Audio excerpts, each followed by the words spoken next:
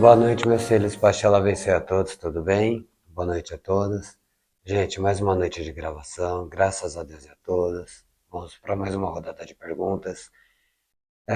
Como a gente sempre pede, que vocês estejam com a mente aberta para poder captar cada ensinamento aqui passado, cada orientação aqui passada. Claro que o nosso intuito aqui é sempre um intuito de esclarecimento, um intuito de auxílio em cima do conhecimento, de repente para responder algumas perguntas, algumas questões, ou trazer luz, algumas dúvidas, né, do dia a dia, etc.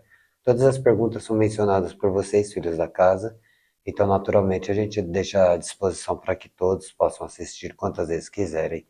Lembrando que a nossa intenção aqui sempre vai ser mostrar um pouquinho da forma que a gente trabalha, mas mais do que isso, é trazer um pouquinho de luz, trazer um pouquinho de auxílio, um pouquinho de conhecimento, dentro das nossas limitações, para que as pessoas, né, no geral, possam ter ali um pouquinho mais de discernimento, como uma coisa funciona, como outra coisa funciona.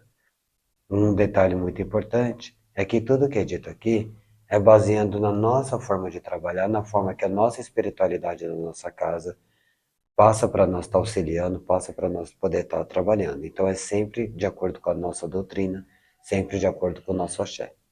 Vamos lá, gente. Uma boa noite. Vou começar com uma sequência de algumas perguntas do seu Carlos. Um brajá de orixá. Quais fios deve ter e por quê? Quais ou quantos? É que aqui está escrito quais, né? Mas acho que é quantos na situação. Provavelmente são quantos?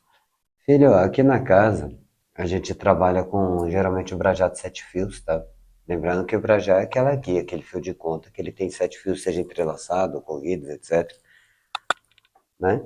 Então, assim, 7 fios ele está representando o orixá. No caso dos caboclos, né, a gente trabalha com a representação com apenas cinco fios, e no caso dos guias, né, que são os nossos catismos, baiano, marinheiro e por aí vai, preto velho, etc. São sempre de 3 fios e para todos os médiuns que não tem coroa, aí a gente sempre tem, aqui na nossa casa nós temos as guias de um fio só, que aí é de Oxalá, de Iemanjá e a própria da casa, tá bom? Próximo. Em qual situação devo fazer um prato para um guia? Por exemplo, Exumirim. Olha, filho, em qual situação? Depende. Merecimento, né? De repente você vai agradecer por algo, então você tá. É um agrado que você vai fazer, você pode estar fazendo um prato para um Exumirim, de repente seja para pedir algo. Então você vai ofertar algo em prol daquele pedido, né? Necessariamente falando. Ou por questões de obrigação de santo é muito, muito difícil, porque Xumirim ele é um guia, então naturalmente não há uma obrigação. A menos que ele venha entregue e fale, olha, eu preciso disso, disso, disso, que eu tenho que trabalhar com aquilo, aquilo, outro, aí a gente vai fazer de acordo com o que ele fala. Lembrando que nesses casos, geralmente, serão Exumirins que pertencem ao enredo, ou seja, que já estão trabalhando nas matérias, que já são catuladas, que já têm a sua coroa, né? E assim sucessivamente. Tá bom? Qual a diferença de um prato para agradecer e um prato para pedir algo pessoal? Bom, vamos lá. Depende muito da intencionalidade, né? Quando você vai agradecer, a primeira coisa que você tem que pensar é naquilo que você conquistou, seja o emprego, seja qual foi o pedido, né, que tenha conquistado, na hora de manusear aquele prato, etc. Você tem que intencionar todo aquele agradecimento, tá? Lembrando sempre que, quando você vai agradecer algo, você realmente tem que estar bem, tem que parar para fazer direito. Porque às vezes a gente quer fazer um prato para agradecer, mas está muito corrido, tá isso, tá aquilo, outro vai fazer correndo e acaba não agradecendo da melhor forma. Você não tá Ah, puro, limpo ali para poder né? fazer, tá toda uma questão, né? É como tem aquele ditado, né? Se você tem tempo de pedir, você precisa ter tempo de agradecer. Se você quiser agradecer, então primeiro se certifique que você tenha esse tempo para que você possa se dedicar, para que você possa realmente focar ali e simplesmente abrir teu coração, de repente até se emocionar na feitura desse agrado, tá bom? Quando vai pedir, você já tem que intencionar tudo aquilo que você necessita, realmente daquilo que você está pedindo. E você vai intencionar isso de uma forma muito branda, tomando cuidado para não pensar em prejudicar ninguém, de repente, numa disputa de uma vaga de emprego, ou numa outra questão amorosa, ou qualquer situação. Lembrando que você, na hora de pedir algo, né, para um orixá, para uma entidade, para um guia, você nunca pode intencionar de uma forma contrária que vá atingir o outro. tá?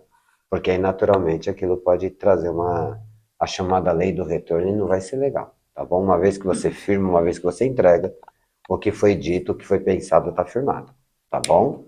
Agora, sobre a questão dos elementos. Existem elementos que são elementos bacanas para você poder fazer um agradecimento. Existem elementos que são bacanas para você poder fazer um pedido, né? E aí vai muito de cada casa, de cada doutrina e etc. Tá bom? Uma pergunta do Matheus. Mateus, bora. Qual o fundamento de deixar os brajás cruzando o corpo? Tipo, um brajá cruzando da esquerda para a direita e o outro da direita para a esquerda. Mateus, isso Uma vai. dúvida recorrente, né? É, uma dúvida recorrente. Isso vai variar muito, né? Varia muito de casa para casa, naturalmente. Aqui, na nossa casa, particularmente falando, quando você vira para a direita, você está fechando a direita. Quando você vira para a esquerda, você está fechando a esquerda, dependendo do trabalho que você vai fazer ou da função que você está exercendo no momento. Lembrando, Mateus, e a todos também, naturalmente, que muitas das vezes a gente entra dentro de um terreiro, a gente está vendo lá a Mãe de Santo, ou tá vendo o Cambone, ou Bojaguaçu, ou Abareguaçu, enfim. A gente tá vendo um médium lá com o brajá cruzado, fazendo um monte de coisa e fala, nossa, ele está se protegendo de alguma coisa. Gente, às vezes ele só cruzou para não enroscar em lugar nenhum. Também tem isso, não é? Então, naturalmente falando, você tem que entender exatamente o contexto. Aqui na nossa casa, filho, quando você fecha para a esquerda, é porque você está fazendo alguma função determinada. Fecha para a direita, você está fazendo alguma função determinada para a direita, e assim sucessivamente, tá bom? Do seu Carlos agora. Aham. Qual a diferença de uma entrega em um alguidário ou em uma folha de mamona? Olha, filho, diferença não tem. Logicamente que a gente vai entrar, filho, naquela questão, dependendo da casa, dependendo da doutrina, de repente a entidade X pede numa folha, a entidade X pede-se no aguilar. Aqui na nossa casa, por exemplo, existe uma recomendação direto do espiritual que você não pode colocar nada nas entregas, você vai deixar num reino, nada que detenhore a natureza, absolutamente nada, tá? Então você não pode deixar algo com uma louça, você não pode deixar algo que seja um plástico, você não pode deixar nada que venha deteriorar. Por isso que é utilizado os aguilhares, né? Mas não teria problema se você entregar numa folha, por exemplo, desde que esteja entregue ali tudo uniforme, tudo certinho, tá bom? Existe sim. Por exemplo, aqui na nossa casa a gente tem quem é filho de Ossan, por exemplo, pode ser entregue numa cabaça, que é algo natural, não vai deteriorar a natureza, como também se entrega em folhas, né? Muitas e muitas folhas, às vezes um procedimento para cura, por exemplo, eu já vi sendo entregue um procedimento para curar numa folha de confrei, porque era um problema no estômago ali do consulente e tudo, e realmente foi muito bom, teve êxito até Eu já em toda a vi situação. colocarem uma tigela de louça, colocar uma folha dentro, montar todo o trabalho e na hora de entregar, tirar só a folha com o trabalho E e traz a entregar. louça de E volta. traz a louça de volta. É necessário, porque a gente precisa zelar pela natureza. Imagina se todo o terreiro, ou todo o médium, ele vai só entregando as coisas na natureza e vai deixando lá e vai deixando e não se preocupa com sacolinhas, com jornais, não se preocupa com, Nem pode. Perde todo o axé da né? entrega. Não tem, faz sentido. A gente entende que tem muitas casas que trabalham assim, a gente super respeita, mas aqui na nossa casa não. Na nossa casa a gente procura sempre se preocupar muito com isso. Mas tem fundamento, sim, viu, filho? Tem algumas coisas bem interessantes até, bem usuais para ser usados em cabaça, em folhas, né? Folha de mamona. Tem coisas bem bacanas, bem funcionais mesmo, que a gente vai estar explicando para vocês aí, para você, por você ser um pai pequeno naturalmente, no seu próprio desenvolvimento de pai pequeno, mas também para todos os demais, tá bom? Seu Carlos, qual a maneira correta de se cuidar do anjo da guarda? Filho, a maneira correta, eu vou falar de uma forma geral para todos, depois a gente pontua melhor aqui sobre a nossa doutrina, tá? Mas de uma forma correta, o que que seria correto? Correto é o que cada um acredita, da forma que cada um acredita, né? Desde que esteja bem intencionado. Obviamente que você mesmo estando bem intencionado, tem coisas que não pode ou não se deve fazer, É pela tá bom? segurança, né? Até pela questão da segurança, né? O fogo pega fogo e aí pode pegar fogo numa casa, e, enfim, pode dar acidentes. Segurança espiritual E já também. vimos acontecer isso algumas vezes, né? Mas vamos lá, ó. Primeiramente, para você cuidar do seu anjo da guarda dentro de casa, né? Eu recomendo, eu, Ederson, sacerdote de Umbanda, recomendo a você que estiver assistindo, se precaver ou então pegar essa determinação, a forma de se fazer com uma entidade ou com algum sacerdote. Vou passar as minhas recomendações aqui. Procure primeiramente um local, tá? Que esteja acima da altura da sua cabeça. Você vai fazer o uso da vela, o uso de um copo, né? Que é a água e a vela que você vai utilizar. Só que esse local ele tem que ser um local onde, naturalmente, não tenha acesso a nenhum tipo de bicho, mesmo que de estimação. Por exemplo, no em cima do armário, mas meus gatos sobem lá e derrubam lá. Então você tem que precaver todos esses detalhes, tá bom? Para que não haja nenhum tipo de acidente. É interessante, por exemplo, você pega um prato raso, mas um prato grande, você coloca a vela, pode colocar a vela no prato de sal ali, você coloca a vela ali firmada, porque se ela derrubar, naturalmente ela cai pro prato que tem um pouquinho de água, e aí você tem riscos físicos, vai diminuir bastante, tá? Você vai cuidar sempre com um copo de água e sempre com uma vela, sempre fazendo orações e sempre em momentos que você esteja bem para fazê-lo. Existem muitas casas que fazem os cuidados de sexta-feira, porque alguns consideram sexta-feira dia de Oxalá, muitos fazem domingo por considerarem o dia de Oxalá também, ou de repente no dia das almas, que é na segunda-feira. Não tem problema. A questão é você sempre, essa velhinha, esse copo d'água, acho que é o básico do básico, né? Um adendo que a gente sempre coloca, mas aí eu já estou entrando dentro da nossa doutrina, tá, filho? É você prestar atenção na energia que a casa está, né? Por exemplo, tá tendo muita briga, muito isso, muito aquilo, outro, e eu vou acender uma vela, mas será que é o melhor caminho você acender uma vela? Porque de repente você pode ir até um terreiro, até uma casa de axé, e ali você passar em consulta, ou então é ali você pedir para que seja acendida uma vela para São José da Guarda ali, de uma forma mais segura, digamos assim. Porque se de repente a casa não está bem, vai entender o porquê do motivo que ela não esteja bem. Se tiver algum obsessor, se tiver algum zombeteiro, alguma qualidade de algum por ali, etc., ele pode vir a fazer uso daquela luz. Por mais que você intencione aquela luz ao teu anjo, ao teu mentor, às vezes a tua energia, a tua vibração também não pode, às vezes não está tão bem assim. Então, o recomendável é sempre se certificar De se. repente, a pessoa mesmo voltando para casa do serviço de algum lugar na rua, voltou trazendo, sei lá, pensando nos problemas que teve, discussão em serviço, algo assim, trouxe o irmãozinho acompanhou, né? O espírito acompanhou. Aí na hora vai falar, não tô me sentindo bem, deixa eu cuidar do meu anjo da guarda. Realmente não é legal. Aí você pode, de repente, num caso assim, você pode pegar, tomar um banhozinho de ervas, se você não tiver um banho de ervas, use um banho, um sabão da costa, né? Que aí você, de repente, pode fazer uma limpeza ali antes de você ir se dedicar ao seu sagrado, tá bom? Lembra que tem a diferença do profano para o sagrado. O profano é tudo aquilo que a gente faz na nossa vida cotidiana, e o sagrado é tudo aquilo que nos eleva ao transcendente, ao divino, né? Então, se você está lidando com o anjo da guarda, com o seu mentor, naturalmente você está se elevando ao sagrado. Então, você tem que se desconectar do profano. Essa é a regra básica. Agora, batendo mais aqui na nossa doutrina, aqui, na nossa casa, no nosso jeitinho de trabalhar, não é recomendável por nós, em nenhuma hipótese, que você acenda a vela dentro da sua casa. Não é recomendável. Por quê? Porque não há ali ah, uma estrutura, ou não é nem estrutura a palavra que eu usar, uma outra palavra. Não há como você ter certeza que está tudo bem dentro da sua casa em termos de energia, ou que você esteja tudo bem em termos de faixa vibratória, e etc, etc. Então, assim, o mais recomendável aqui na nossa casa, nosso jeitinho é você vem, passa em consulta, você combate um papo com a gente, etc, etc. A gente vai atender durante a semana ou diretamente nos trabalhos, né, no dia de gira.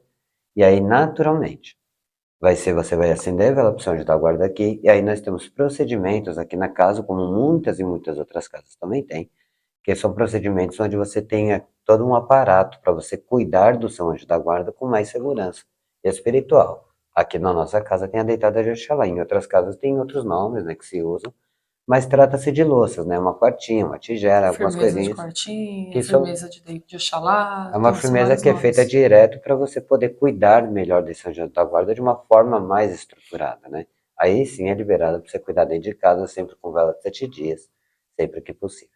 Tá bom? A continuação da pergunta era justamente essa. Ele perguntou qual a maneira correta de se cuidar do anjo da guarda.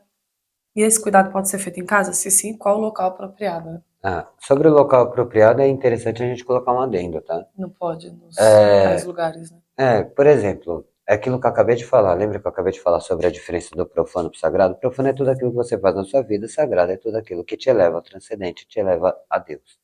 Ou tudo aquilo que está ligado a Deus, né? E a gente está falando do nosso Mestre Jesus, nós estamos falando dos nossos orixás, nós estamos falando de todos os nossos mentores, a nossa espiritualidade como um todo, né? Então, assim, quando você vai se elevar ao sagrado, não pode ser, por exemplo, dentro do teu quarto, porque você tem tuas intimidades, etc, etc. E ali é uma coisa mais profana, um local mais Quando profano, você tá sua vida cansado, você vai deitar sua comum. cabeça preocupada pra descansar, É. né? Aí, de repente, você vai colocar na lavanderia, na área de serviço. Não é legal, porque ali concentra toda a sujeira, a roupa também pega energia, também pega carga, e você tem um monte de roupa acumulada ali, você vai acender uma vela ali. Eu conheço pessoas que acendem, que cuidam de entidades debaixo do tanque, ali, assim, sabe? Assim, eu respeito bastante mesmo, até compreendo as necessidades quando há, mas eu não recomendo. Naturalmente, eu não Agora, recomendo. se não tem lugar, na cozinha não tem lugar que os armários é até o teto, em cima da geladeira não é bom que o gato pula. Aí você tem que ver com o sacerdote, de onde você frequenta, se não, buscar uma orientação de como fazer para cuidar, por exemplo, na lavanderia, que nós não recomendamos. Mas se é o Aham. único caso que a pessoa tem que buscar uma orientação e até uma Ó, proteção externa eu, de uma pessoa. Eu, por exemplo, o que que eu já cheguei a fazer? Eu vou falar de uma experiência pessoal, tá? Eu sempre morei de aluguel, inquilino, né? E aí, dependendo da casa que eu fosse morar, não tinha como eu estar cuidando do meu sagrado ali da melhor forma, porque tinha acessos, né? Muitas das vezes eu precisei dividir aluguel com pessoas, etc., durante a minha vida. Então, assim, o que que eu fiz? Eu fiz um armário. Fiz um armáriozinho ali, um armáriozinho simplesinho, deixei limpinho, bonitinho, coloquei, deixei ali tudo certinho, e ali eu cuidava do meu sagrado ali dentro. Fechava as portas e estava tudo bem. Tá bom? Ali você não tem acesso a nada, tá tudo bem, tá tudo certinho. Sempre quando eu queria rezar, eu ia lá, abria aquele armário, fazia minhas preces, fechava, tudo certinho, tudo belezinha. Levando em consideração a questão de acender vela, etc. E aí a gente entra na outra explicação que já foi passada, tá? Mas sai fora. Tudo que é área de serviço, tudo que tiver limpeza, banheiro também não tem como, porque retém sujeira, retém intimidades, etc, etc. É sempre em locais abertos, né? Locais neutros, tá bom? Mateus, Ora. por que a pemba é tão sagrada? Porque a gente consagra ela, porque a gente acredita. Por que que Deus é sagrado para você, meu filho? E não, de repente, para quem não acredita em Deus? Porque é a tua fé. Você consagra, você acredita. Meu trabalho para mim é sagrado. Por quê? Porque quando eu vou trabalhar, eu me devoto àquilo que eu faço, eu tento fazer o meu melhor, eu tento sempre botar sentimento na minha profissão para que eu tenha dias melhores, para que eu viva todo aquele processo, para que aquilo me faça bem, para que não seja só mais um dia na minha vida, para que não seja só mais um momento dentro da minha existência. Então, sempre quando você se eleva ao sagrado, você está consagrando algo, tá? Com a sua fé, com a sua energia, etc. A penga, ela torna-se sagrada porque você consagra ela. O que que nós fazemos com a pemba, né? A pemba ela é um elemento, né? Que pode ser usado para riscar pontos, para afirmar um monte de situações. A pemba ralada, com algumas outras situações, também é usado como chamado pó de pemba aqui na casa, que a gente usa bastante para trabalhar na questão da energização, da limpeza e da estruturação espiritual, e assim sucessivamente, tá bom? Mas a pemba ela é muito, muito sagrada, porque a gente consagra ela, porque a gente tem essa crença devotada que aquele objeto vai sim fazer toda uma situação e vai fazer parte de toda uma situação que nos conecta ao nosso sagrado. Pergunta do Mateus. Pai, por que não acendemos velas em casa na nossa doutrina? Tá? É exatamente como eu já tinha respondido na pergunta do Do Carlos, né? Carlos. Existe toda uma questão de interferência, meu filho. Colocando um adendo maior aí na resposta, né? Para trazer um pouco mais de luz e de repente até fazer com que outras pessoas entendam de uma melhor maneira. Quando você acende uma luz, luz ela é energia, né? Ela se transmuta em energia para muitas e muitas situações, tá bom? É tanto que quando você acende uma vela para você acende um toco, uma luz, né? Você acende uma vela para uma determinada entidade, olha, vamos entender assim, aquela entidade tem a sua própria luz, ela já é iluminada, já é evoluída. aquela luz será usada para a sua vida, para você. Se acende uma vela para o teu anjo da guarda, aquela luz, ele vai usar aquela luz que você está acendendo para você, para os teus caminhos, para a tua vida, para te guardar, entre outras situações. E assim sucessivamente, não é? Então, naturalmente falando, a luz ela é força. Então, como é que está a sua casa? Você está dando força exatamente para quem? Não, mas eu acendi para a entidade tal. Ótimo, maravilhoso que você intencionou. Mas a sua estrutura espiritual compete a fazer com que nenhuma entidade ou nenhum espírito se aproprie daquela luz, daquela força, não é? Você se preocupou de alguma forma, com algum tipo de estrutura para aquele ambiente, para que possa ser acendido aquela vela com uma certa segurança espiritual? Então tem uma série de fatores. É claro, filho, que eu estou falando isso dentro do nosso ponto de vista, dentro da nossa forma de trabalhar, dentro da nossa forma de entender toda a situação, naturalmente.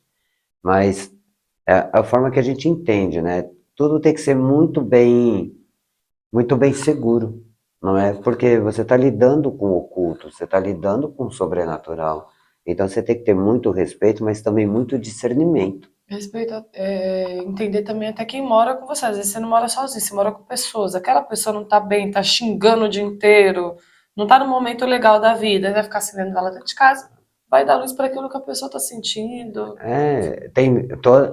Uma casa, a atmosfera de uma casa é feita por todos que ele convive, né? Uma das coisas que faz um cemitério ser um campo santo, meu filho, é as lamentações que todos vão ali se lamentarem na despedida final para muitos, né?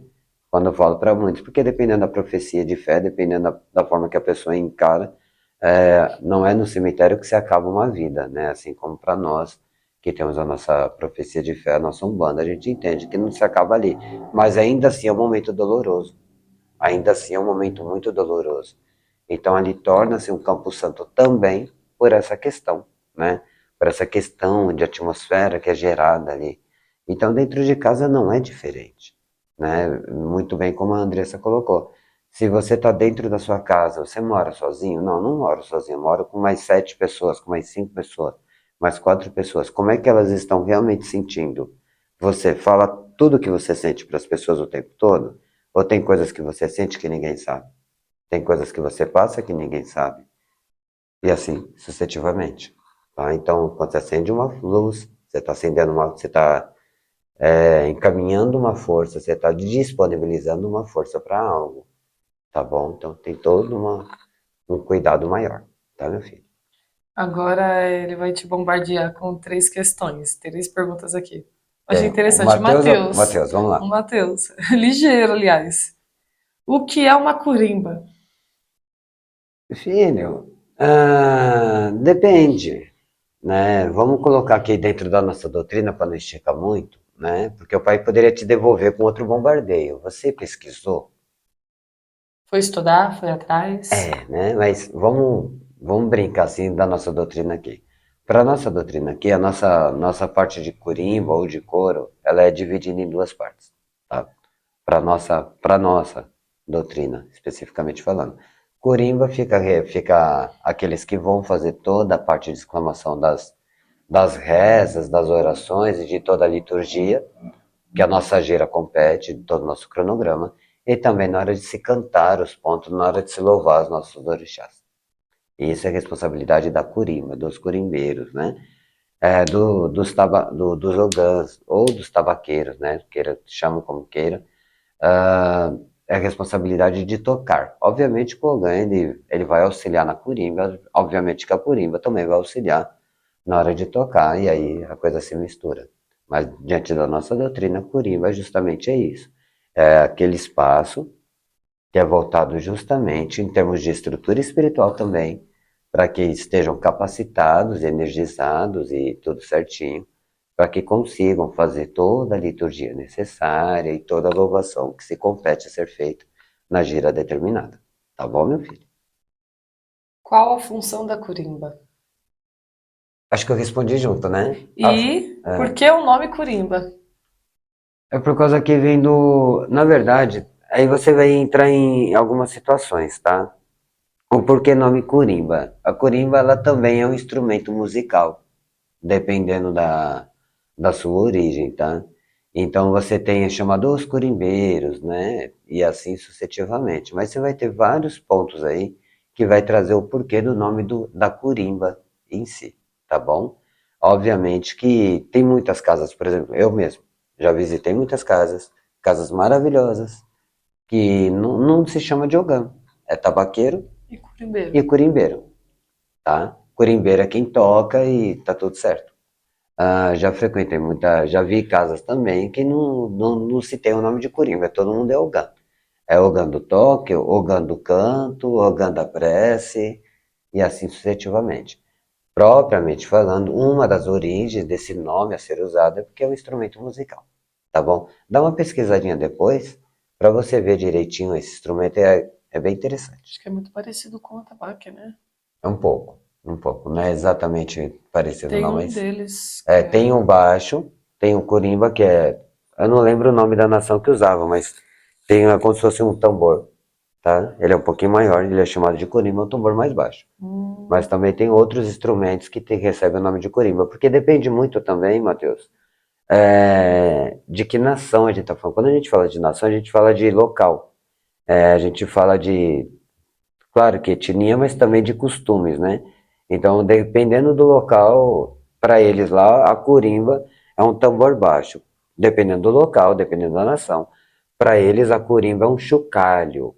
Dependendo da nação, a corimba é tal. Então, aí vai se mudando um pouquinho, tá bom?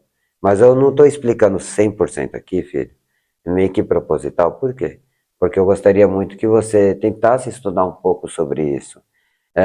Uma dica, né?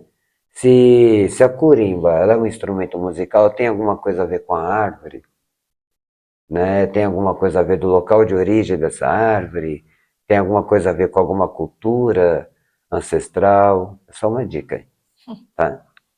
Vamos lá. Seu Carlos, como se cuidar de um assentamento? Ele quer que não responda aqui. É, assentando? Logo ele. Filho, vamos lá. Não, mas a pergunta até que é interessante, sabia? Até que é interessante, por quê? Que é muito, muito interessante. Porque aqui na nossa doutrina, só é passível de assentamento o médium a partir de 3 anos de coroa, aqui na nossa doutrina, né? Ou com algumas exceções, obviamente falando, né? Então, assim, mas tem muitas doutrinas, por exemplo, que a primeira coisa que você faz é um assentamento. Você vai fazer um assentamento de uma pombogira, um assentamento de um Exu, assentamento de uma situação, de outra situação, de uma entidade, assentamento para uma finalidade. E tá tudo bem, né? Acho que toda forma de estrutura, ela convém desde que seja feito em prol do bem da caridade, desde que seja feito dentro dos preceitos da moral e da ética. Mas a forma de cuidar também fica muito, muito restrita de acordo com cada doutrina, né? Mas eu vou dar um exemplo aqui da nossa doutrina. Para você cuidar, para você zelar de um assentamento, independente de quem quer que seja, primeiro que ele tem que se manter sempre muito organizado, porque o assentamento em si não é só o assentamento, vai o assentamento e vai os seus auxiliares, que aí seriam suas velas, suas bebidas, etc., que compete ao dono daquele assentamento, né? E aí você precisa fazer aquela manutenção semanal, aqui na nossa doutrina, para que isso tudo esteja realmente impecável, aquela luz a ser oferecida àquele assentamento. Lembrando da nossa doutrina, tem que ser uma luz semanal, sempre voltada a 7 dias, etc, etc, e se manter o mais cuidadoso possível. Cuidadoso no que eu falo na questão de energia. Por quê? Porque o assentamento ele é algo estrutural. A função é estrutural. Né? Você está elevando, então você está estruturando. Independente de como você esteja, você precisa achar 5, 10, 15 minutinhos de sagrado dentro da sua vida, dentro da sua cabecinha, para que você consiga elevar os teus pensamentos e assim você fazer todo aquele zelo naquela estrutura tão e tão e tão sagrada que é um assentamento. Tá bom? Seu Carlos, eu posso fazer uma trunqueira em casa? Se sim, como cuidar dela de forma correta? Tá, filho, vamos lá, ó. Uma trunqueira dentro de casa. Vamos primeiro explicar um pouquinho o que que é uma trunqueira para nós, né? Trunqueira é uma casinha de Exu, mais conhecida também como casinha de Exu, né? Pode fazer dentro de casa? Não. Dentro de casa, não. Tá? Por quê? Ah, mas o Exu não é de luz, pai. Mas o Exu também não é de luz, também não é espírito de luz, também não trabalha para a luz maior, e etc, etc, etc. Sim, sim, sim, sim. Mas, né, ele também trabalha com uma energia um pouco mais densa, até pela sua forma de trabalhar, o caminho que ele percorreu para buscar a tua evolução e etc. Então, por ele trabalhar de uma forma mais densa, não, não é legal diretamente dentro de casa você ter uma trunqueira. Não é aconselhável, não, tá bom? Agora, dependendo do terreiro que você frequenta e etc, etc, dependendo da doutrina ali estipulada pelo guia-chefe, ou pela entidade-chefe do terreiro, ou pelo próprio comandante-chefe do terreiro, né, o sacerdote em questão, ou a sacerdote em questão, naturalmente falando, vai encarar de uma forma diferente, tá? Eu recomendo não. Dentro de casa não, porque eu acho que é uma energia muito sagrada, mas também muito densa para ficar dentro de um lar. Se tiver, de repente, um quartinho de santo ali, alguma coisa dentro da sua casa que você possa ali, aí, ok, é uma outra situação. É um cômodo à parte da sua casa que vai ser voltada para um sagrado. Ok, faremos assim, tá bom? Agora, filho, se você pode fazer dentro de casa, ou dentro do seu quintal, assim, etc., uma trunqueira e etc., eu acredito que sim. Eu acredito que você pode, desde que você seja muito bem assistido no que você está fazendo, dentro daquilo que você entenda que você não vai pôr a mão em cima da forma só porque você acha que deve ser feito. Então tem que ter todo o empoderamento, todo o embasamento, seja através do seu pai de santo, seja através de alguma entidade, de alguma espiritualidade, etc., que você confie, etc. Agora, especificamente para você, Carlos, meu filho, naturalmente você pode fazer dentro daquilo que a gente entende que é o mais correto e mais seguro de se trabalhar. Seguro dentro do ponto de vista seu, com a sua casa, seu lar, lembrando que a gente não mora sozinho na grande maioria das vezes, e também uma forma respeitosa para o dono dessa truqueira, para o dono ali, etc, etc. Mas pode ser feito assim, que eu acho que todo tipo de zeladoria, todo tipo de axé é muito bem-vindo, mas tem que ser feito da melhor forma, seja simples ou composto. Quando eu falo simples ou composto, seja um cantinho assim, próximo ali, né, do chão, etc, ou seja algo mais, um quarto de santo especificamente, desde que seja feito com um total engajamento, sabe? Que seja feito algo ali que seja embolsado, engajado pela espiritualidade de alguma forma, tá bom? O jeito de se cuidar de uma trunqueira, a gente entra dentro daquela coisa do zelo, do cuidado, principalmente o cuidado semanal. Tem que ser um ambiente limpo, tem que ser um ambiente fora de lamentações, fora de reclamações, fora disso, fora daquilo. Aí eu estou falando de pessoas que têm um quartinho ali dentro da sua casa, ou nos arredores. Então, se você tem que xingar alguém, ou tem que, sei lá, Fora. fora, fecha aquilo ali, fecha o quartinho, deixa aquele local ali voltado para o sagrado, porque você vai precisar dele até para se acalmar depois, não é? Então, o que que é sagrado, o que que é profano? Profano é quando a gente coloca as nossas limitações e, e tudo aquilo que permeia a nossa existência aqui na Terra. O que que é sagrado? Tudo aquilo que nos eleva ao transcendente, nos eleva àquilo que a gente tem fé, nos eleva a Deus. Então, tudo que a gente eleva ao nosso sagrado tem que estar separado do nosso profano. Por isso que pode-se ter uma truqueira. Mas desde que esteja ali, passo a passo, tudo direitinho, tudo certinho.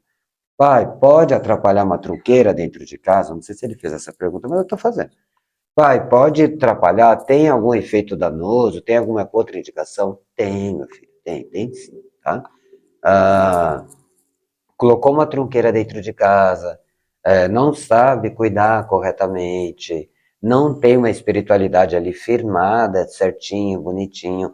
Ah, pai, mas eu assisti ali, eu vi um vídeo aqui, falou que era só para colocar o um negócio aqui, fazer aqui, já era uma trunqueira, então ali eu acendo a vela e firmo as coisas, sirvo as coisas, está tudo bem, não é? Não, não está, não está. Você não vai na farmácia, compra uma seringa, pega duas ampolas, quebra, coloca e coloca no teu braço. Se você não fez medicina. Então, não, não está tudo bem. A gente precisa realmente entender do que a gente está falando e a gente realmente precisa se empoderar e se engajar espiritualmente para se fazer uma prática religiosa, que é justamente ter uma trunqueira ou de repente até mesmo um congado. Tá bom? Boa. Vamos entrar na sessão dos PAO agora. É uma Paó. pergunta sobre PAO. Tá. Seu Carlos, por que Aham. se bate PAO na tronqueira? Qual a forma correta de se bater PAO? Em que momento se bate o PAO? Todos os cílios devem bater PAO ou só os médios coroados?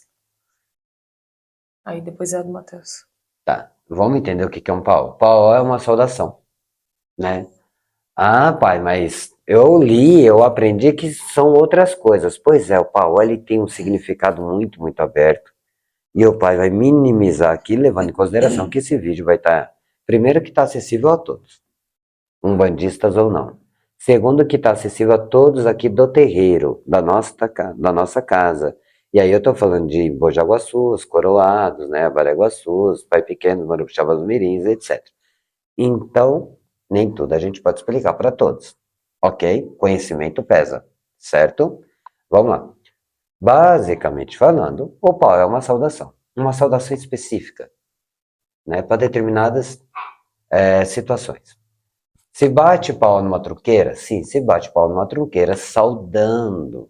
Você vai saudar o dono daquela trunqueira, ou o Exu, ou de repente até a dama, a pombogira e assim sucessivamente.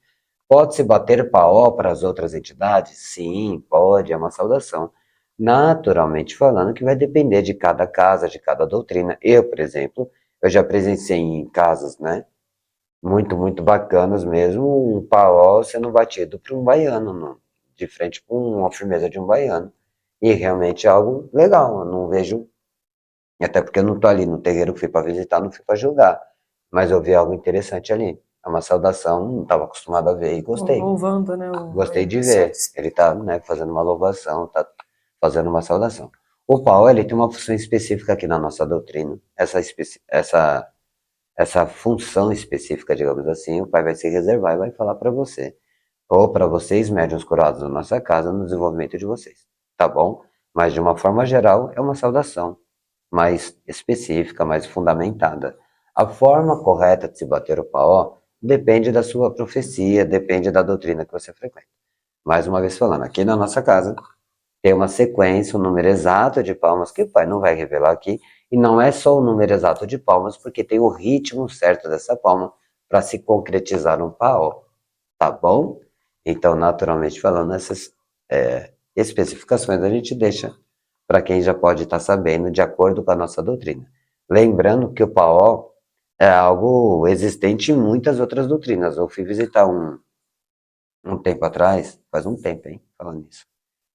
Tempo Faz atrás um é tempo, uns dias ali, 15 anos. eu vi a galera cumprimentando no pau no terreiro de Jurema Sagrada, numa casa de Jurema Sagrada, por exemplo. Então, assim, não é algo que é do candomblé ou que é da Umbanda, etc. Até porque eu já vi em muitas e muitas situações.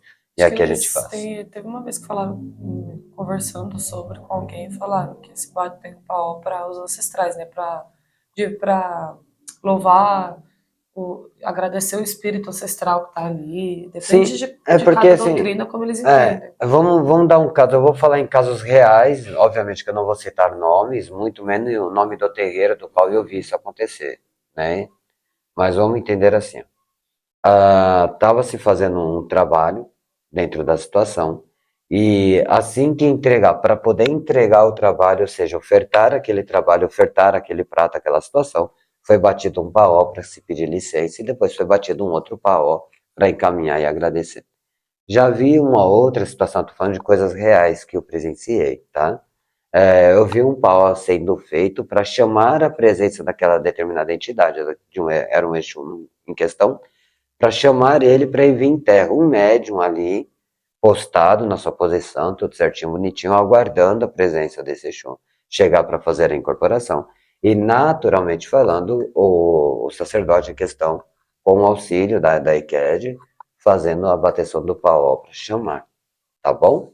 Então você vê que vai abranger para muitas e muitas situações. Aí já responde nos momentos, né? Em que momento você bate pau? Diversas. São diversas finalidades, né? Todos os cílios devem bater pau ou só os médios coroados?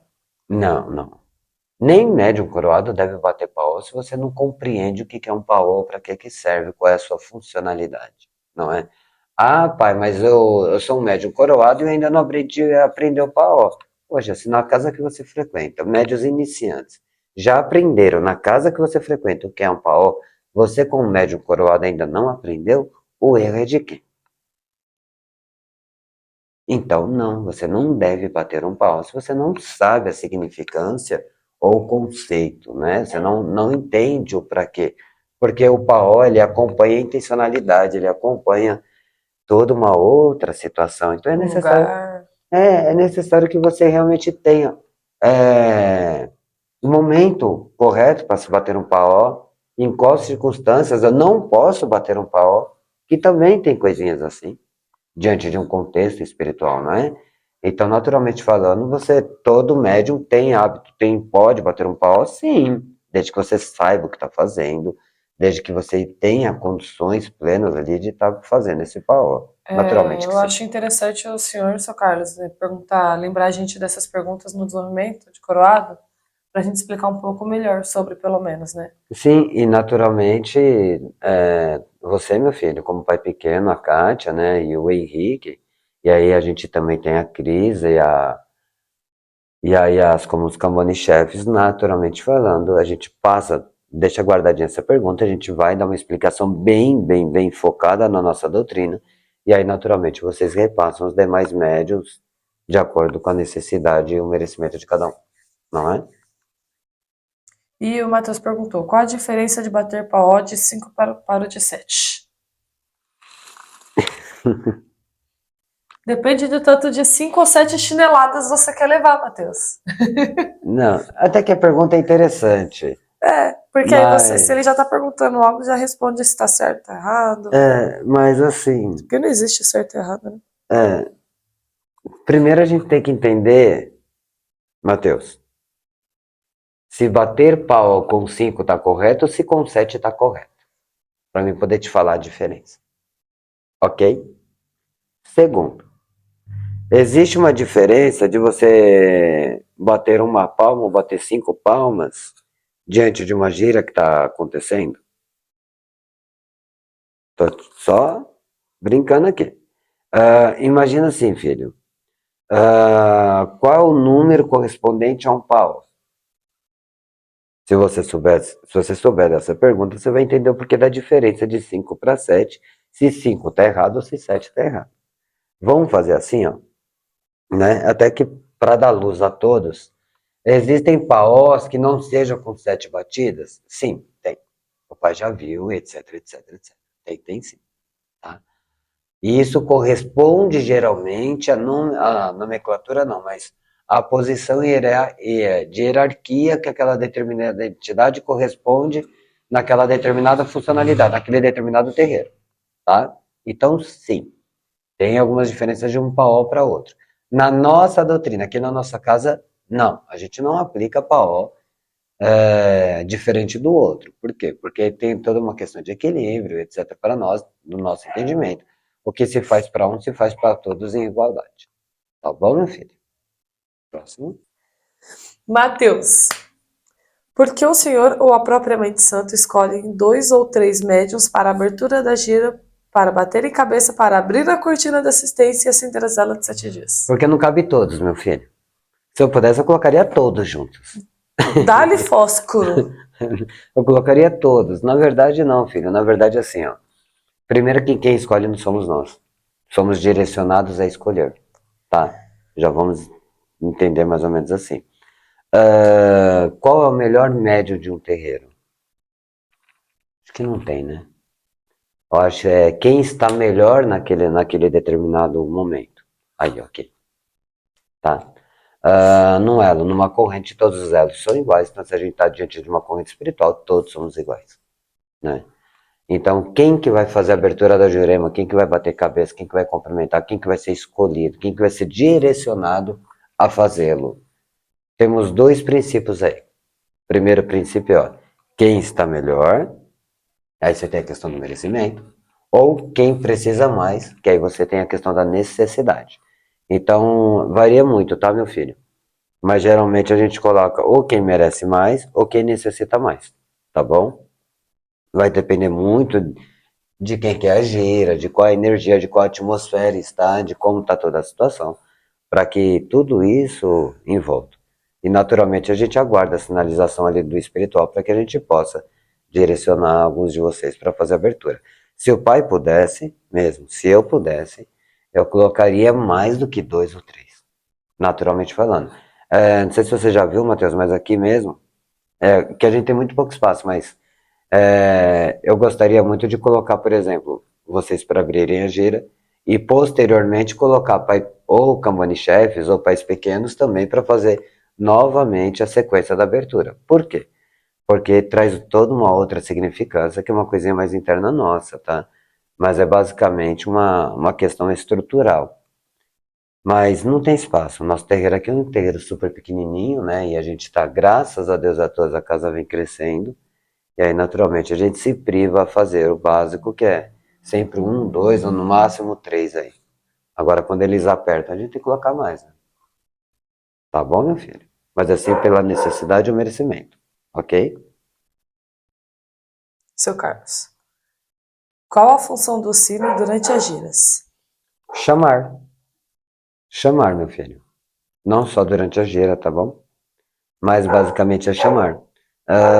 O sino, aqui na nossa doutrina, basicamente falando, tá?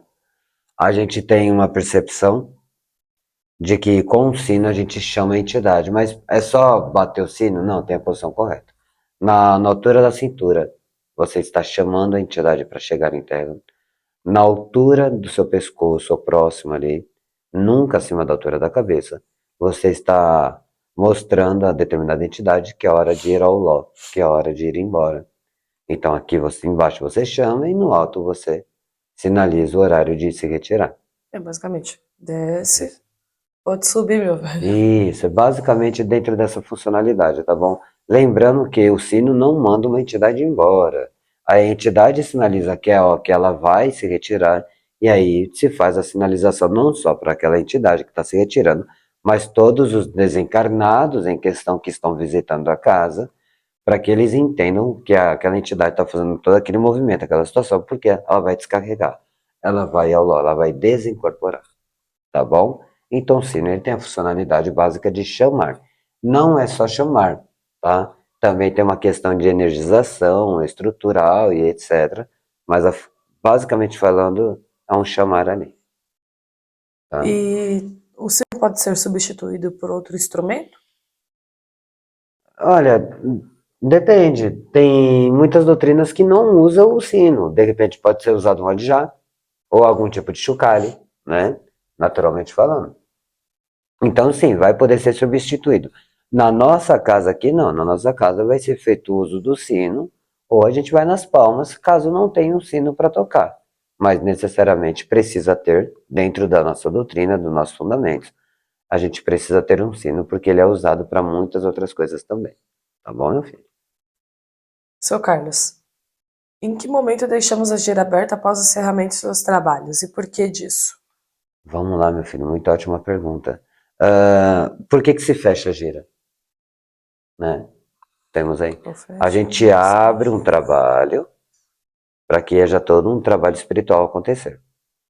A gente fecha esse trabalho para que nós, nosso plano carnal, nosso plano aqui físico, a gente possa seguir tranquilo e eles tenham toda uma questão separada para eles trabalharem. Então se fecha essa gira para que haja aí um espaço entre uma gira e outra, de uma outra atmosfera, de uma outra energia, onde uma atmosfera de uma energia não pega na outra, e etc, etc. Então, é necessário fechar a gira, ok? Porém, na nossa doutrina, naturalmente falando, quando a gente vai fazer uma gira de esquerda, que aqui na nossa casa ocorre todos os últimos sábados de cada mês, tá? Então, assim, quando a gente faz gira para a esquerda, a gente não fecha a gira. A gente mantém a gira aberta, que a próxima gira será de esquerda, tá? Então, para que isso? Para que haja todo um trabalho já dos guardiões de início ali, de início mesmo, já haja todo um trabalho para que quando chegue no trabalho da esquerda, já esteja tudo encaminhado, tudo certinho, bonitinho, porque geralmente, por que que a gente faz a gira de esquerda na última gira? Para que se limpe toda a energia ao longo daquelas 4 semanas, para que se limpe, para que se descarregue para que realmente entregue para o próximo mês um terreiro mais isento de energia ou de acúmulo enérgico que tenha se adquirido nos trabalhos anteriores. Então a gente deixa a gira aberta para que essa limpeza, essa manutenção já vai se ocorrendo ao longo dos dias. Tá bom? Matheus. Aham. Por que derramamos alfazema em formato de ampulheta no terreiro na abertura da jurema? E por que ela tem que cruzar o centro do fundamento? É em formato de ampuleta? É porque faz o X, aqui faz o X e É. vira para outra ponta. E vai para outra ponta. Aí vira uma ampulheta. É que ele não pensou nos dois triângulos apontados para o centro do terreiro, mas assim, Mas, é uma ampulheta. não, tá. Não tinha pensado na ampuleta, fiquei curioso agora, meu filho. Ampuleta. Vamos lá, criança. A alfazema, né, ela tem no chão, basicamente falando. Então, se é chão, é estrutura, né? A gente está fazendo ali toda uma questão estrutural, digamos assim. O pai não vai abrir 100%, porque aí o pai abre um pouco do nosso sagrado aqui da nossa casa, e naturalmente não pode ser tão exposto assim. Mas até que para que a resposta fique com a sua luz, para que se tenha luz sobre esse fato, sobre essa resposta, para que todos possam entender.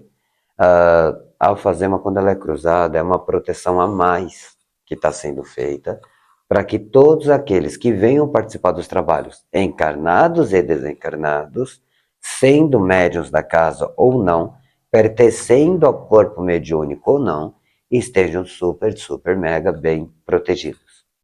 Ok? Existe uma responsabilidade muito grande da espiritualidade da casa para que quando se comece o trabalho todos estejam bem, adequadamente para se trabalhar, sim. Por que bem adequadamente? Porque a gira que ocorre aos sábados. De repente, seu sábado não começou bom, né? Por mais que você tome um banho de erva, por mais que você se prepare, você esteja de corpo limpo, esteja de preceito feito, ainda assim pode ser que você chegue aqui mais ou menos ou alguma coisa no caminho, uma interferência, como a própria mãe já citou antes.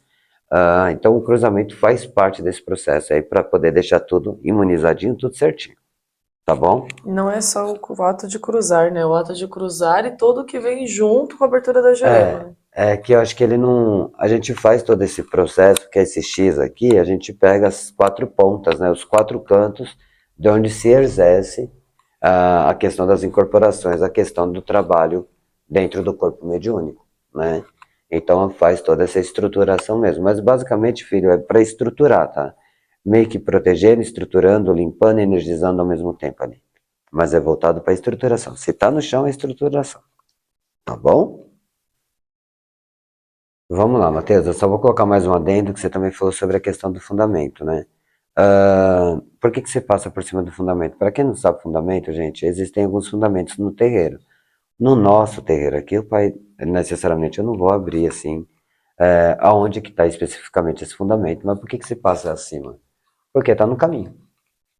Você está cruzando o chão, ele está no caminho. Tá bom? Basicamente é por isso. Não tem assim uma necessidade. Nossa, mas se o fundamento ficasse na parede, teria que passar o fazema na parede? Não, não teria. Tá bom?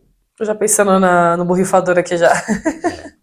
Eu lembrei daquela entrega de. Desculpa, gente. Só um comentáriozinho A aqui. entrega da aliança. Não, foi a entrega de Oxalá. Pai, mas se o Oxalá é o orixá do tempo, como é que eu faço a entrega? Eu taco a guida pro alto? Espera chegar na nuvem. Sei lá, pulo de paraquedas e solto o Aguidar? Ai, passei Não, mal. mas vamos lá, segue aí. Desculpa, gente. Só um comentário aqui. Ai. O seu Carlos. É. A faca do médium coroado que fica na tronqueira pode ser retirada para ser retrasada ou substituída? Tá. Retrasada que ele faria é basicamente ela ser recondicionada. Tá? Será Reformar. reformada, de uma certa forma, né? Vamos lá, Carlos. Vamos primeiro dar luz ao que seria essa faca, né? Nossa, os filhos têm uma faca lá para quê, né? Vamos entender aí. Não são os médios que têm uma faca, tá, gente? Dentro dos procedimentos aqui da nossa casa, existe o processo de coroação, que é o processo da nossa feitura. E dentro dessa coroação, após essa coroação, existe um rito, né? Um rito que envolve aí uma faca que é destinada à questão da cura, tá? É meio que é uma faca, mas é meio que voltado para o simbólico, na maior das situações, tá bom? Esta faca, ela fica sempre ali próximo da tronqueira, etc, etc. né? Fica sempre guardadinha na trunqueira, junto com a luz e junto com as coisas necessárias para se cuidar da esquerda de cada um, ok? Uma vez que nós temos luz sobre essa faca, que é respectiva à nossa chamada mão de corte. O nome desse rito da nossa casa é mão de corte. Pode ser reformada? Depende. Se não mudar o estrutural, sim. Por quê? Depende. Porque houve-se uma consagração diante daquele instrumento. Tá? Então aquele instrumento é consagrado. Essa reforma vai tirar a originalidade dela, porque senão a gente entra naquela questão do barco de Teseu, né? O barco, a história de Teseu é basicamente o barco foi reformado tantas vezes que é o mesmo barco, não é o mesmo barco, é o mesmo contexto, não é o mesmo contexto. Então assim, a questão da faca, se você muda a faca inteira na reforma, ainda é uma faca consagrada, né? Acho que a melhor das opções seria, obviamente que pode afiá-la se necessário, mas acho que a melhor das opções é quando ela já tiver gasta, já tiver lida. A minha, por exemplo, eu tenho quantos anos de coroa, meu Deus? Acho que é 9. É 9, né? Acho que é 9. Acho que é 9, 8 ou 9 anos, não sei. Foi em 2015. No Tá, final. 8 ou 9 anos Tem aí de 9 anos. coroa. Então, naturalmente, essa faca tem 9 anos, né? E vamos supor que ela tenha algum sinal de deterioramento ou desgaste. Talvez fosse melhor, meu filho, você ter uma segunda faca. Aí no primeiro uso você pega a faca consagrada, abre seus trabalhos com ela no procedimento de cura, etc., qualquer situação que seja feito, e aí você segue com a outra faca se necessário. Tá bom?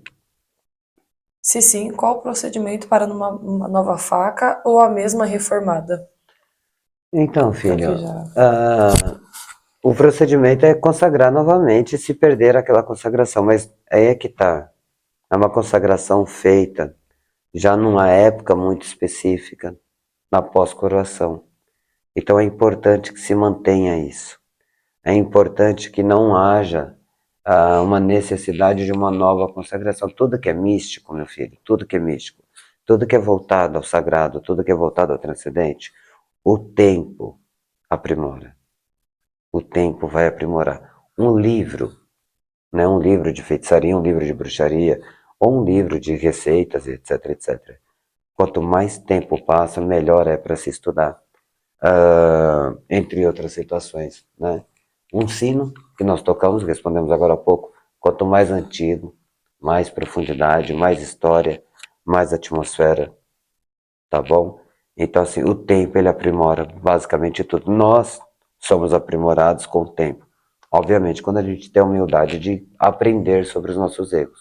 Quando não, o tempo vai nos castigar até que a gente tenha a humildade suficiente de entender as nossas limitações. Mas o tempo basicamente aprimora tudo. Eu gostaria de indicar para você, e não só para você, como para todos naturalmente, que se puderem manter as consagrações originárias de tudo aquilo que é voltado ao seu sagrado, mantenha-se, tá bom? Porque o tempo aprimora tudo, tá? Pai, eu perdi a faca. Ah, pai, mas lembra, pai, eu frequento uma casa, eu tenho minhas coisas, me desentendi com a questão ou saí da religião, me desentendi com alguém, despachei minhas coisas, despachar as minhas coisas, como é que eu faço? Calma, não tem como despachar teu ori. Então você continua feito no santo, você continua com todas as suas consagrações Despachar a origem é espirituais. mais difícil. Você continua, mas eu já ouvi falar disso aí já, você acredita? Mas você continua com todas as consagrações espirituais. Adquira-se novamente os elementos que foram danados, que foram subtraídos, seja de uma forma opcional ou não, né? E aí a gente novamente vai se fazer as consagrações necessárias para que volte a ter aquele elemento tão fundamental que é uma faca da mão de corte. E tá tudo bem, né? E É segue só daí. que se você tiver o primeiro, o original, é, tem um pouco mais de força ali, porque é o primeiro. O tempo ele aprimora tudo, né? O tempo realmente aprimora tudo. Ele vai desgastar tudo também. Obviamente que sim. Mas o desgaste ele pode vir com perseverança, ele pode vir com funcionalidades, ele pode vir com muito mais axé. O Tá tempo e a bom? idade das coisas e de pessoas conta muito, né? Não é à toa que os mais velhos são muito mais sábios do que É, nós. acho É que, tudo faz sentido. acho que dentro da nossa própria doutrina, a gente trabalha uma religião de matriz africana, naturalmente. A Umbanda é uma religião nacional, uma religião brasileira, fundada em 1908, mas naturalmente falando, ela tem a Matriz. questão da matriz africana, né? Então, assim, se a gente for estudar um pouquinho sobre a questão da, da antropologia, da sociologia, da questão da África, assim, dos povos originários de toda essa questão, a gente vai ver uma coisa chamada ancestralidade.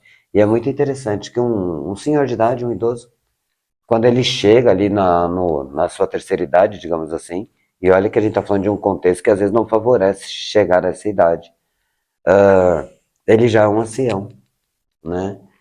Quando ele vem a falecer, ele se torna um ancestral. Então, olha o tempo aprimorando aí também, né? Então, acho que tem toda essa pegada, toda essa Sim. situação. Tá bom, meu filho? Vamos lá. Mateus. Aham. Pai, eu vou ler pausadamente. E Pai, vamos lá. o senhor poderia falar pelo menos uma qualidade de cada orixá e como ela é representada em um ponto riscado? Ah, ele quer que represente a qualidade no ponto. Tá, vamos lá. Vai. Normal, uma curiosidade. Só que não, né, Matheus? Só que não, né? Nasci ontem. Não, mas vamos lá. Para trazer resposta e dar luz a esse fato, Eu dar falei que luz ele é ligeiro. a essa questão, naturalmente a gente não pode deixar sem resposta. Não, tem. Filho, o pai vai abrir aqui. Uma resposta mais simples, né? Vamos primeiro entender do que a Umbanda é feito e da forma que a gente acredita que a Umbanda é feito. A Umbanda, ela surgiu, se eu não me engano, através de Zé Fernandes de Moraes. Não é, Matheus? Se eu não me engano, em 1908, na cidade de Niterói, estado do Rio de Janeiro. E ali foi aberto sobre a segunda funcionalidade, né? Uma ordem bem específica dos seus sete encruzilhadas, que todos seriam aceitos. Todos eles, Independente de onde vieram. dependendo da sua origem ou nação, não é? Então, quais são as qualidades de orixás que a casa trabalha? Meu filho, basicamente falando, eu não sei te dizer qual que a gente não trabalharia, tá bom? Porque eu não sei até onde eu poderia recusar uma entidade, chefe de uma coroa, a vir trabalhar no nosso meio de casa, se assim foi permitido por Oxalá, se assim foi permitido por Deus, por nosso Mestre Jesus. Talvez eu não esteja ao alcance de falar, não, aqui o senhor não entra. Eu não sei nem se estaria indo contra os fundamentos do Zé e de seus sete cruzilhadas. No entanto, temos aí a premissa dos fundamentos da casa e a doutrina interna, né? A doutrina estipulada pelos nossos, pela nossa coroa, pela nossa espiritualidade. Dentro de toda a espiritualidade, dentro do panteão dos orixás, na nossa crença, etc., naturalmente, nós trabalhamos os caboclos, que são os mensageiros dos orixás, né? A gente não incorpora o orixá especificamente, nós incorporamos o caboclo, que aí sim é o mensageiro deste orixá, tá bom? Dito isto, a gente entende-se que muitos caboclos, eles trabalham em muitas áreas diferentes, então os orixás, como são divindades da natureza, eles meio que se entrelaçam em muitos momentos, dando origem ao caboclo que trabalha mais próximo da energia ou do reino do outro orixá, ou com as especificações de um outro orixá, e aí você vai ter uma nuance, uma diferença aí de caboclos dentro da própria orixá. Então nós temos, por exemplo, o caboclo de Ogum, orixá Ogum, né, o senhor dos metais, o senhor dos caminhos, né, o pai dos caminhos. Nosso pai Ogum, por exemplo, ele tem, vamos supor, nós temos o Ogum Yara, a qualidade do caboclo, a qualidade Ogum Yara, né? Esse caboclo Ogum Yara, ele é um caboclo que ele trabalha ali com o reino ali muito próximo das cachoeiras, muito próximo com a energia e as forças de Mamãe Oxum, Das águas doces, né? né? Das águas doces, né? Nós temos o Ogum Beira-Mar, que aí não precisa nem naturalmente falar, a gente está falando aí da questão da praia, etc. Nós temos aí o Senhor Rompe-Mato, a gente está falando daquele das matas, que está muito próximo ali da energia do Senhor Oxóssi, nosso Pai Oxóssi, e assim sucessivamente. Por isso que se tem essas qualidades, tá, meu filho? Dentro da casa, nós trabalhamos algumas qualidades de Ogum, Xangô, né? Nós trabalhamos Nanã, algumas qualidades de Nanã, e assim Tem mais, sucessivamente. mas abrir. São vários. E Então, assim sucessivamente, não é? Por que que o pai não vai abrir mais do que isso? Porque eu acho que não há uma necessidade da gente expor dessa forma o nosso sagrado, tá, meu filho? Mas naturalmente falando, se você quiser no particular ou no desenvolvimento, até aconselho você perguntar novamente isso, tá bom? Pai, como é que pode representar no ponto riscado a energia dessas qualidades? Filho, a gente faz um desenvolvimento de ponto riscado por ano, né? Basicamente falando que é aquela aula aprofundada sobre pontos riscados, onde o pai vai dar uma tese. O que seria essa tese? Seria um ensinamento de como você pode identificar a qualidade de algum beira-mar num ponto. Então o pai vai dizer, olha, tem esse símbolo aqui que representa. Então quando você ver esse símbolo num ponto, naturalmente pode ser que seja um ponto de algum beira-mar. O pai já deu esse aulão aí, ok? Está dentro da apostila, dentro das anotações. Se você não estava presente no desenvolvimento, vê com um dos seus irmãos, que certamente ele vai te passar. Que o pai não tem como desenhar aqui no vídeo, tá bom? Mas como que o caboclo coloca essa identificação? Filho, isso é muito particular do caboclo. É muito particular, mas muito particular. Não existe uma única forma de se colocar uma representação de uma energia dentro de uma significância, dentro de uma identificação, né? Então, naturalmente, é muito particular do caboclo. Cabe a nós que vamos ler aquele ponto, ou aquela explicação, aquilo que foi colocado, assinado, etc., riscado, cabe a nós ter um conhecimento básico para entender mais ou menos do que se trata, de quem se trata, e qualquer dúvida que a gente tenha, a gente procura os conceitos mais aprofundados com aquele que riscou necessariamente. E aí é onde a gente mais aprende, inclusive, tá, meu filho? Tem muitos caboclos que chegam aqui em terra, vão riscar um ponto, meu velho, por que o voz coloca assim, assim, assim? Caso ele queira, caso a gente possa contar com a generosidade, etc, etc, que nem toda a gente pode saber, aquele respectiva entidade, que seja um caboclo ou um guia, ele vai falar, olha, eu coloco assim, por causa disso, por causa que você fala, caramba, é um jeito diferente. Ele colocou, então a coisa é legal e tal, faz total sentido. Tudo tem que ter sentido, tá bom? Então, Quem natural. somos nós para falar que tá certo e que tá errado, né? Porque se a gente for determinar o que tá certo e o que tá errado, a gente vai se colocar no lugar do Criador, aí a coisa complica. Aí a gente tá errado de se colocar no lugar de que achar que tá aquilo que tá certo. Não é? Porque para a gente achar que o nosso jeito está certo, a gente está falando que o outro é errado, porque uma vez que todos não trabalham iguais. E aí a gente vai para outros lugares. Tem coisas que realmente não faz sentido, não é? Tem coisas que faz. A gente procura se apegar sempre nos sentidos, porque dentro do sentido lógico da coisa, a gente tem. Lembra que eu falei que tem que ter um básico de noção ali, para você entender o que é e o que não é? Então, esse é um trabalho que faz parte da sua evolução espiritual, do seu desenvolvimento mediúnico, né? Tanto teórico quanto prático. Você tem uma base daquilo que é, daquilo que não é, daquilo que pode e daquilo que não pode. Necessariamente, uma entidade vem aqui e risca um ponto, porque pode ser um mistificador riscando em algum momento. Ele vai riscar uma coisa que não pode ser riscada. Opa, já identificamos que ele não está legal. Ou uma interferência do próprio médium, da própria matéria, pode acontecer muito principalmente no início do desenvolvimento mediúnico. Tá bom, meu filho? Bora. O que acontece se riscar um ponto às 3 da manhã? E em que situação esse procedimento deve ocorrer? Bom, só colocar uma adenda aí. Eu acho que o seu Carlos e o Matheus, em algum momento da semana, eles se reuniram e sentaram, né? Eu tô pensando assim, seu Carlos, você está planejando tanto de pergunta aqui, seu Carlos? Na, Você está planejando alguma coisa, seu Carlos? Acho que ele tá planejando sim trazer luz à cabeça dos filhos da casa, trazer luz a todos nós. Vamos lá, filho.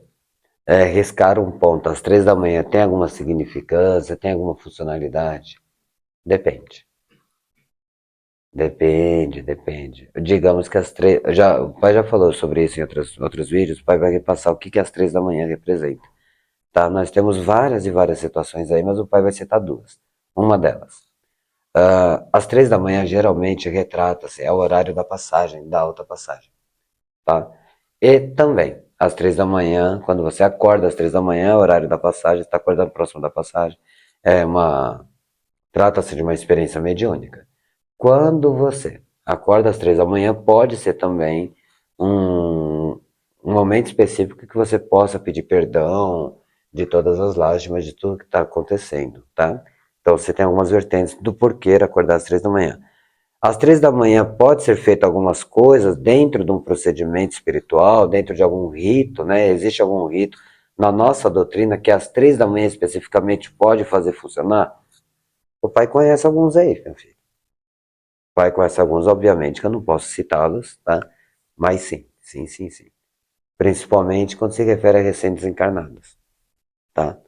Agora, riscar um ponto às 3 da manhã, especificamente falando, requer um cuidado muito, muito grande, porque naturalmente é um portal que você vai estar abrindo num horário de uma passagem, então tudo favorece para muita coisa e nem todos os locais estão, nem todos os terreiros estão ok para se fazer isso, ainda mais se tiver algum médium em tratamento, se tiver alguma coisa acontecendo ali.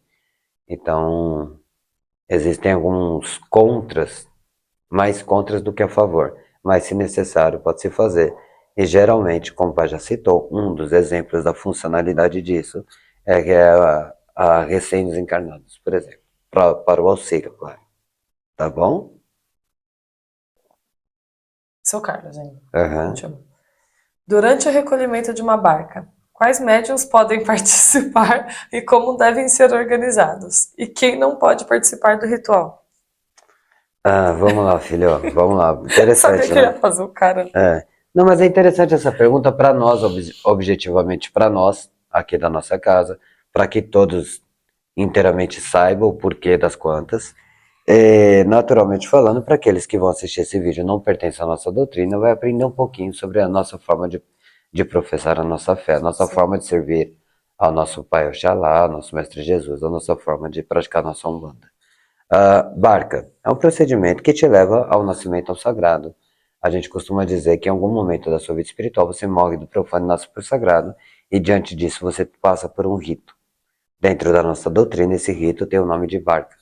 Trata-se de um procedimento que você vai trazer a sua coroa em terra, etc, etc. E o pai não vai abrir muito mais do que isso, tá bom? Mas é basicamente a nossa feitura de santo para que fique mais claro para muitos, tá bom? Vamos lá. Durante o recolhimento, que aí sim é necessário aqui na nossa doutrina, os filhos são recolhidos geralmente por 4 dias, tá? Geralmente porque existem algumas confirmações que não é necessário os 4 dias, mas na nossa doutrina são 4 dias. Vai de quinta a domingo, entre o recolhimento, domingo é a saída, naturalmente. Só pode participar do auxílio e de todo o suporte, que a gente chama, que é a galerinha que vai auxiliar aqueles que estão passando pelo procedimento, quem já passou pelo procedimento, tá? Você só pode fazer algo que você já fez. Você não pode fazer algo que você ainda não tenha feito, porque o sagrado, ele é muito sagrado para ser exposto antes do momento. Isso pode até atrapalhar você e ir de contra ao seu transcendente, de encontro ao teu orixá, de encontro à tua espiritualidade. Então, naturalmente, somente aqueles que já passaram. Tudo que você for fazer, você só pode fazer se você fazer parte de um procedimento, se você já fez esse procedimento antes.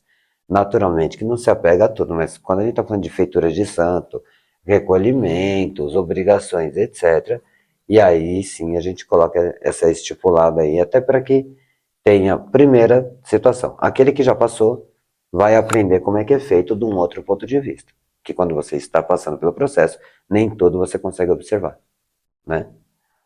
Segundo, se cria-se uma prática e vai estar auxiliando, praticando a caridade, sendo a estrutura daqueles que estão passando pelo processo. E por que que isso é praticado aqui na nossa casa? Porque quando a gente deitou, também tinham pessoas participando desse processo. Na nossa casa aqui mesmo, a Tupac Pode aqui nas almas, todo o início dos nossos trabalhos, a gente sempre sauda um padrinho no início. Muitos desses padrinhos que fazem parte da nossa casa aqui, que são padrinhos, são pessoas, são médios que fizeram parte da minha esteira, do meu recolhimento no terreiro do qual fui feito, que foi o terreiro dos Sete Flechas e Pedra Branca, da Mãe Meire e do Pai Bispo, não é? Então, assim, muitos dos padrinhos são aqueles que fizeram parte do meu recolhimento, parte do meu procedimento, parte do nascimento ao sagrado, né? Então, só vai poder fazer parte, mais uma vez, aqueles que já tiveram feito esse procedimento antes, correto? Existem algumas exceções aí, de repente a casa não tem poucos filhos, ou é a primeira barca da casa, é o primeiro procedimento, é o primeiro rito, então vai necessitar de ajuda e a gente acaba contando com a ajuda de todos e tentando ofuscar, ou tentando, não deixando ver aquilo que não pode ser visto ou observado. Tem muita coisa que muitos que já passaram pelo processo, que durante o processo que também não pode ser observado. Então nem toda, mas pai, eu vou participar do suporte, eu vou aprender tudo. Não, você vai aprender tudo aquilo que lhe compete saber, tudo aquilo que você tem estrutura e discernimento para poder lidar. Naturalmente, conforme vai aumentando o seu tempo, vai aumentando a sua hierarquia, vai aumentando a sua estrutura espiritual, a gente vai soltando mais informações, vai ensinando mais É coisas. como você falou no começo, em alguma outra pergunta, que o conhecimento ele pesa, né? Ele é uma Então, arma, sim, sim. ele E, pesa. e você colocar um filho diante de um procedimento interno, né, diante de um rito de consagração assim, numa barca, é você colocar munição nessa arma, literalmente. Fora que você acaba quebrando, se você põe quem nunca passou pelo processo, você acaba quebrando o segredo, quebrando aquele mistério daquela pessoa que está se preparando há dias, meses, anos para passar pelo processo, Que né? um dia venha passar, né? Sim, E sim. que venha passar. Ela vai. Mas eu já vi acontecer, tá, de procedimentos serem feitos onde o escopo, né, o entorno não tinha médiuns preparados para aquele entorno, e aí naturalmente teve que se contar com o auxílio, com a generosidade de outros médiuns que nunca tinham passado pelo processo. Mas aí, quando isso ocorre, sempre ocorre de uma forma muito respeitosa e sigilosa com o sagrado. Ou seja, olha, agora você vira para trás, por favor, agora você só se retira rapidinho, já já eu te chamo de volta, e aí sim a coisa funciona e dá para ser feito, porque muitas das vezes a gente trabalha com aquilo que tem, Mas que eu vou lá, trabalhando com aquilo que a gente temos, né? trabalhamos com aquilo que temos, né? Então, assim, o segredo não é querer acertar, o segredo é tentar não errar. Porque acertar, às vezes, é muito subjetivo, tá bom? A gente não errando já é um bom começo, o acerto é consequência. Qual era a continuação? Quem não pode participar do ritual? Então, aquele, Como devem ser organizados? quem não pode participar é justamente quem não tem as consagrações necessárias para estar ali, tá? A organização de todo o decorrer vai alterar muito de como a barca está, de como aqueles que vão passar pelo processo estão. Às vezes a gente aperta um pouco mais nos detalhes, às vezes afrouxa um pouco, às vezes a espiritualidade acrescenta. Uma coisa que é importante dizer sobre ritos, principalmente ritos, né, de uma da nossa religião, da nossa doutrina aqui, que nada daquilo que foi ensinado a nós é retirado. Muito pelo contrário, não se pode mexer naquilo que é passado. O que é feito, em alguns casos, pela nossa espiritualidade, pela espiritualidade da nossa casa, é acrescentar situações. Acrescenta-se elementos, acrescentam situações para que tenha também um escopo, uma identificação maior, especificamente da coroa da casa, digamos assim. Então, no rito não se tira nada, não se pode mexer naquilo que é passado, se faz o chamado acréscimo, se acrescenta quando necessário. A organização depende, vai chegando. Quando chega mais perto que vai ver, né? Então, Tem já um padrão, né? Mas só quando você que é chega mais aquilo que já perto. foi passado, né? Tem esse padrão que é a base. A base é aquilo que Na foi passado, base. aquilo que não é Vai mexida. ali que não erra. Isso, Mas uma coisa exatamente. ou outra muda e acrescenta É como conforme está dizem, no né? momento. Na dúvida, vota no início. Por exemplo, eu sou coroado há 8, 9 9. anos. 9 anos, né? Sou coroado há 9 anos. É que eu não guardo datas, gente. É bem difícil. Sou coroado há 9 anos. Eu tento aplicar aquilo que fizeram, aquilo que aconteceu na minha, basicamente falando, sem alterando o mínimo possível das situações. E claro que garantindo 100% da base, garantindo 100% da estrutura, e assim sucessivamente, até para que se mantenha todo um trabalho da ancestralidade, não é? Próxima pergunta? Do seu Carlos. É, Qual a diferença do recolhimento da barca na quaresma e em outro período? filho, vamos lá. Acho que eu não vou parar aqui para explicar a quaresma exatamente falando, mas só para trazer luz um pouco do que é quaresma para a gente entender o porquê que muitos terreiros não trabalham na quaresma, não é? A quaresma são 40 dias, naturalmente. Na verdade, não é 40 exato, tá? Dá um pouquinho mais ali. Mas são 40 dias onde onde, digamos, os portais estão abertos. Muitos dizem que as portas do submundo, né, as portas dos vales estão abertas, etc, etc. Mas é um período de resignificação, né? É um período que traz toda uma atmosfera diferente. Uma atmosfera, de repente, até muito mais densa, né? Muitos terreiros trabalham na quaresma, mas tampam-se as imagens. Alguns terreiros não abrem na quaresma e outros terreiros vão trabalhar. E nós aqui trabalhamos normalmente.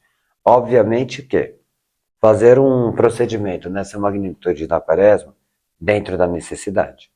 Porque você já está diante de uma atmosfera, mesmo que não seja a sua profecia de fé, mas se você, que nem nós moramos no Brasil, que pertence à parte ocidente do mundo, e naturalmente falando, a religião predominante aqui é o catolicismo, então a quaresma trata-se de um rito próximo do cristão, né, basicamente do católico, então o mundo, o Brasil, para na quaresma. Não é que para de fazer as suas coisas, não é que para de, mas basicamente falando, a maior parte das pessoas, né, naturalmente, elas realmente se resguardam, se resignificam durante a quaresma. E aí deixam a atmosfera mais densa. E você vai fazer um trabalho numa atmosfera mais densa, caso necessário, tem que ser feito, de repente até por muitas e muitas necessidades, não é? Mas o que vai alterar de se fazer na quaresma ou não na quaresma é a atenção principal aos detalhes. Porque para você fazer um recolhimento, para você fazer um trabalho nessa magnitude, que é justamente o nascimento de sagrado de alguns, não é? Existe uma estrutura, toda uma questão por trás, toda uma questão ancorada que se diferencia de um rito normal, que se diferencia de uma gira comum, tá? Então, estruturalmente falando, tem coisas pra caramba que acontecem numa casa para que se possa recolher um filho, né? Principalmente se for um recolhimento para uma barca.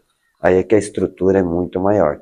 Se sendo feito na quaresma, em algum outro período, que seja um período mais danoso, mais dificultoso do ponto de vista de passar ou de pensar no entorno que envolve aquela casa, aquele terreiro, aquela sociedade que aquele terreiro está inserido, né? Os detalhes, os cuidados têm que ser muito, muito maiores. O pai não teria nenhum problema em fazer uma barca na quaresma, mas obviamente que eu ficaria Atento. muito mais atento.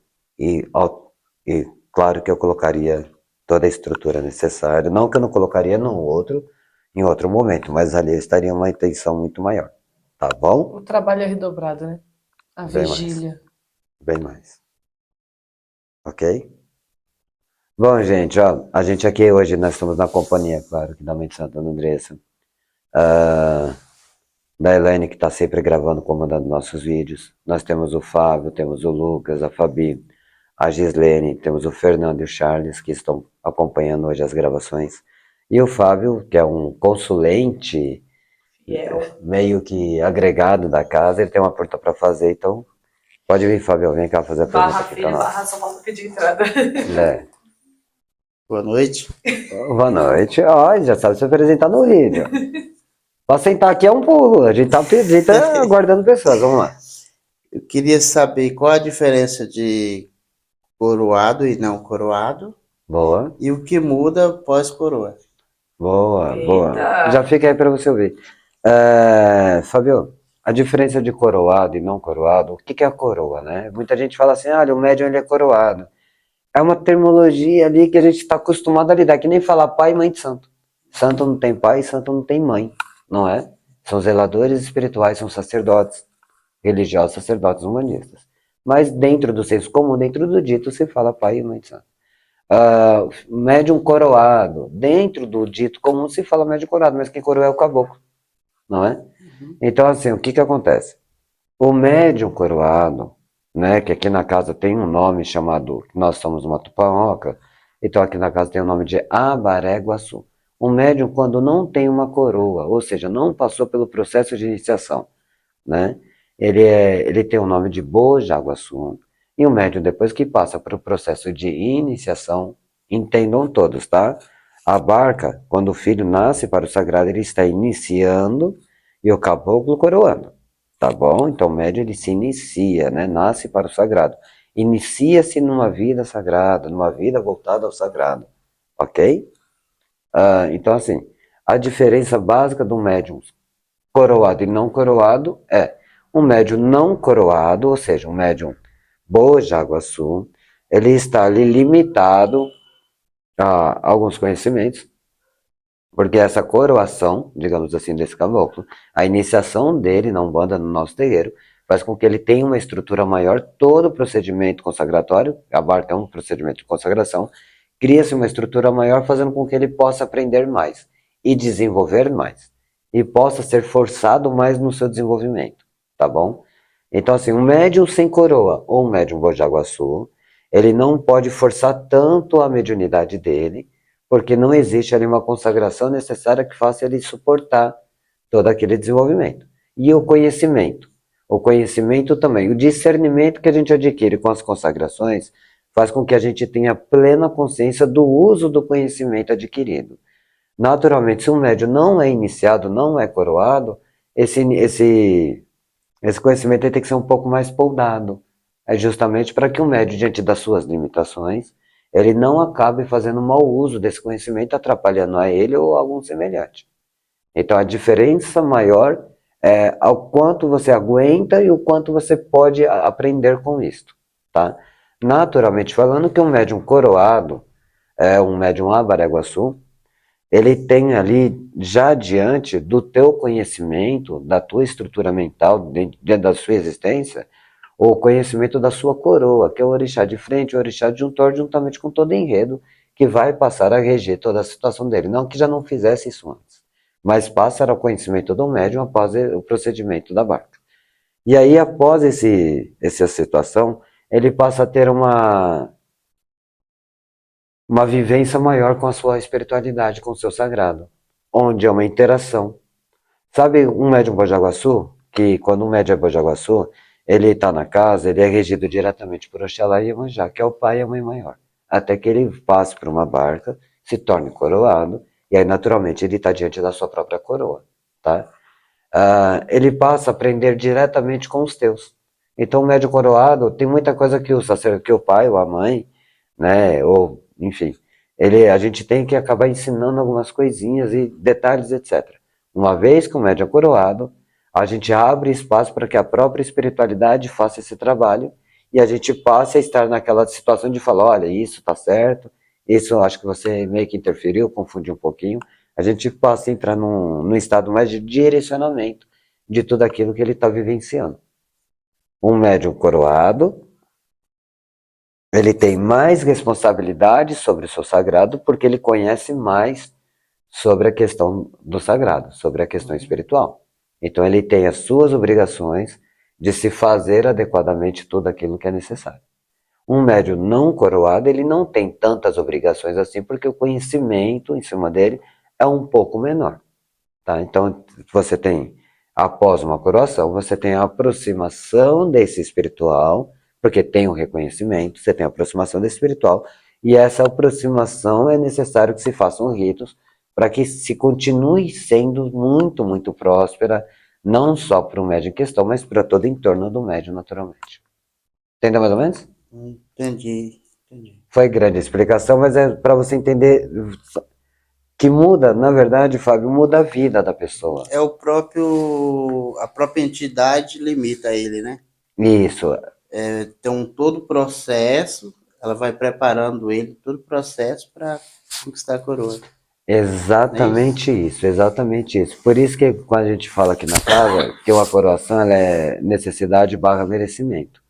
Porque também tem um tempo de se fazer. Não é só, mas eu estou no terreiro há 2 anos e ainda não fiz uma barca. Por quê? Porque não depende do sacerdote, depende da espiritualidade entender qual é o momento necessário para aquilo. Né? Porque realmente você morre do profano e nasce para o sagrado. E tem todo um juramento, tem toda uma questão que faz você ter uma vida regrada e voltada ao sagrado.